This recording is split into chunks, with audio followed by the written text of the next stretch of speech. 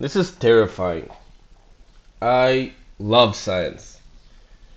I believe in science and I think we need science to understand reality.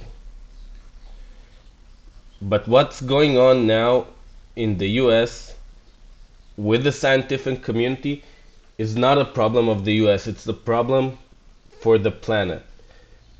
And we're already used to stuff like people being ousted for things they say.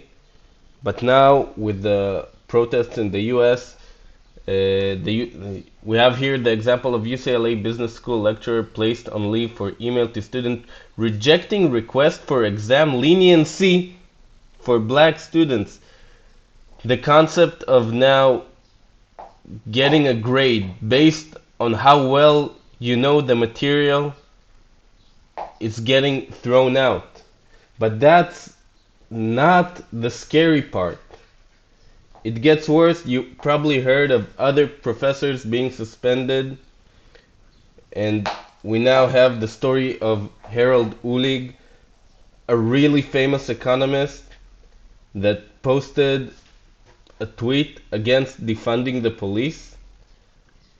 And now we can see here the long march through the institution ends in the University Economics Department. The digital mob, led by New York Times columnist Paul Krugman, a Nobel laureate.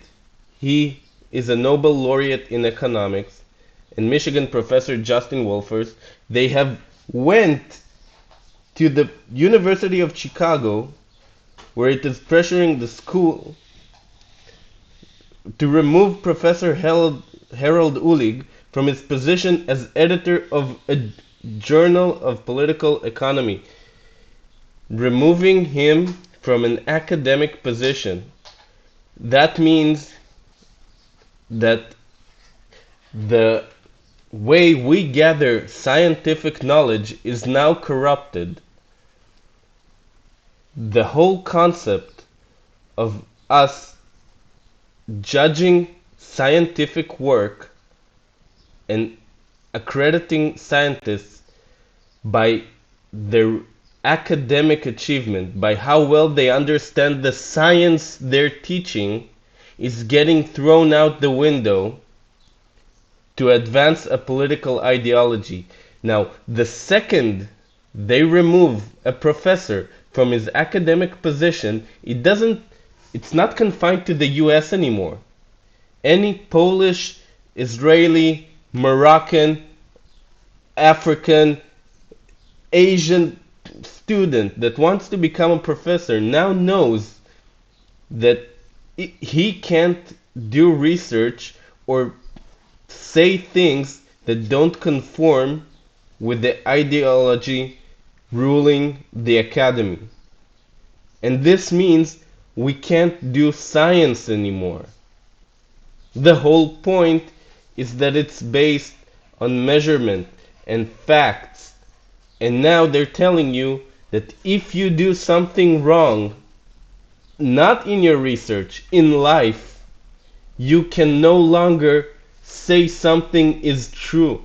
They look at you, they look at your opinions, and then they say you cannot be telling scientific truths. And scientific truths will not be allowed to go against political ideology. This isn't even the worst part, because what decides an academic's future is how good are the journals he publishes in and how good are his relationships in the academic community. Can he get a grant? Can he publish in a high impact journal? Can he get recommendations from esteemed professors? But now professors are no longer esteemed if their political views are wrong or if they get some tweet not politically correct. But there are no places more important to academics than the journal Nature. This is the top of the academy. If you publish in Nature, it's like a lifetime achievement for many scientists. And now we have this from the journal Nature, thousands of scientists worldwide to go on strike for Black lives. And we can see both professors, academics, and societies just go off the rail for their politics.